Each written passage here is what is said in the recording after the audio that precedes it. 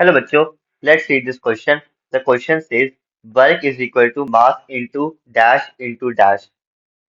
In this question, key concept है work. Work होता है scalar product.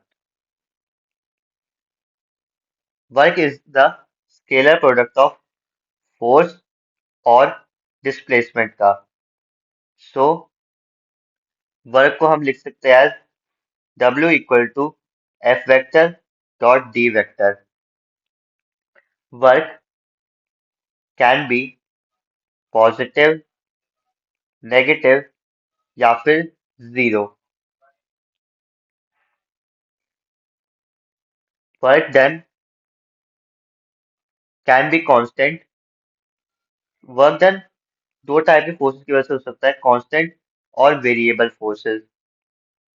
कांस्टेंट फोर्स के कंडीशन में work done is equal to F vector dot D R vector and variable force के condition में work done is equal to integration of F vector जो कि R के साथ वेरी करेगा dot D R vector जिसमें limits होगी from R1 to R2.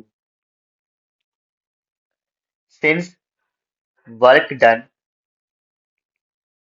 Product होता है फोर्स इनटू डिस्प्लेसमेंट का, और हमें पता है कि force is equal to mass into acceleration. So ये अगर हम यहाँ पे चेंज करेंगे तो फोर्स की जगह हम लिख सकते हैं mass into acceleration into displacement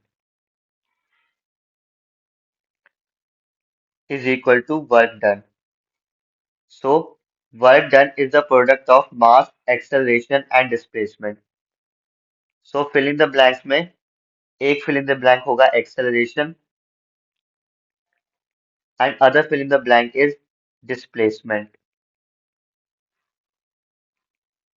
So work is the product of mass into acceleration and displacement.